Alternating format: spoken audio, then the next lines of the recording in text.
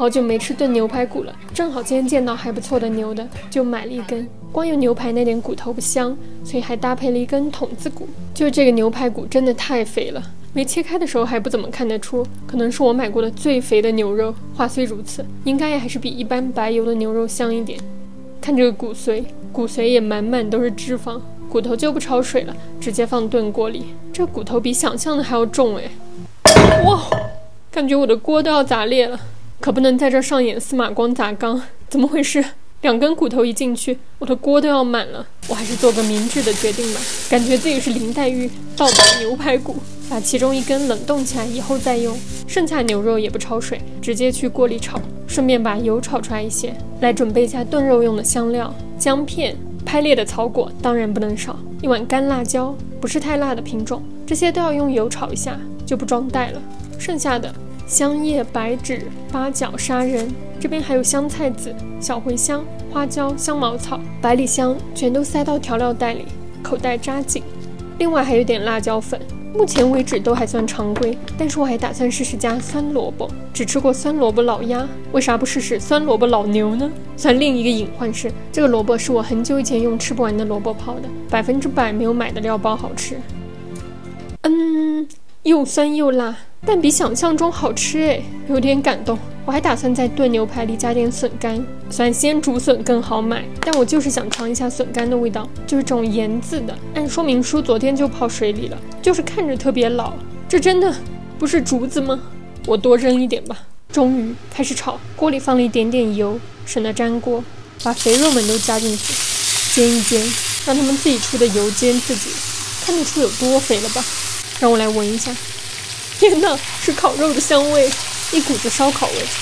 突然觉得肉也长得挺像烧烤的，好香啊！真想吃有肥牛的烤牛肉。可以看一下锅底，已经出了不少油，姜片、草果、干辣椒也倒进去，炒一炒，再来点白酒吧。肉炒到这个地步应该差不多了，就可以转移到炖锅里，越闻越香。看起来也很香，表面就像烤过的肉。那换个角度想，我岂不是在炖烤牛肉？只吃过先炖后烤，没吃过先烤后炖。把香料包也扔进去。我突然发现辣椒面没加，我可能是真的被香晕了。好吧，那就不炒，直接倒点进去好了。然后是酸萝卜，既然它不难吃，我就有勇气多放点。虽然可能它难吃，我也有勇气。泡萝卜的汁也多加点。哦，差点忘了还有竹笋，这锅能承受吗？满满当当的一锅，来加点盐。每次我用袋子撒盐，总有人很恐慌。不要恐慌，可能是撒的视觉效果，看起来很多，但一点都不多。锅很大，水很多，再加点酱油。这回就加水开始炖，我直接加的开水。随着水平面的上升，可以看到一大层油正在浮起，这个油皮真的绝了。最后把一点涮锅水也倒进去，就盖盖开始炖。厨房里都是香味，也太香了吧！除了炖牛肉味和酸萝卜味，还能闻到萝卜本身的味道，就像炖了新鲜的萝卜。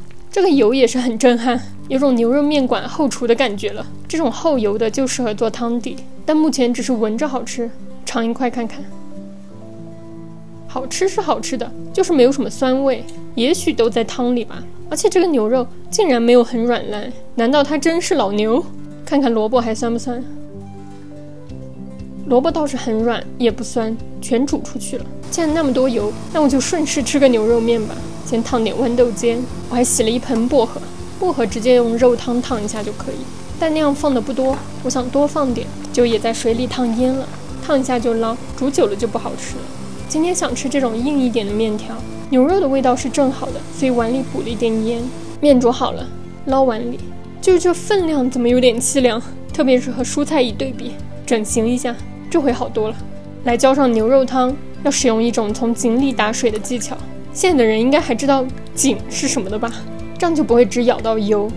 笋干也放上，还有一些油辣子，再加2片生薄荷，彰显一下这是一碗牛肉面。反正这个面也不会坨，我先尝口汤吧，实在是太好奇汤的味道了。有点呛，有点辣辣的，酸味也有，但不突出，好像是不太适合喝，但是做面汤还不错。吃一口面，好吃，就是很明显的牛肉面味，但又有微妙的不同。按理来说油这么多会有种厚重感，但这个吃起来没有牛肉太香了，这个肉就是能吃出油脂来，真的有一股奶制品的香味，又肥又香。可能牛肉本身还不错，和炒香了也有一定的关系。酸萝卜现在仔细一吃，还有一点酸辣味在里面，不是彻底没味道的。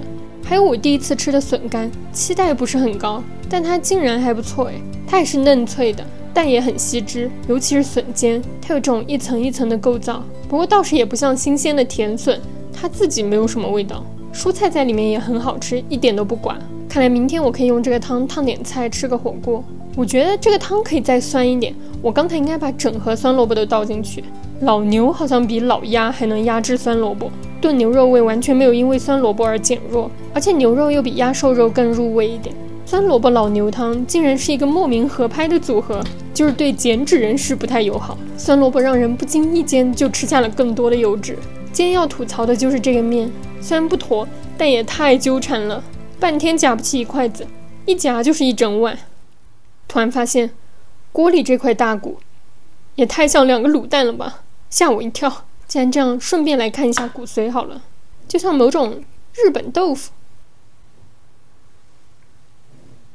这才是真正的入口即化，超级香，超级腻。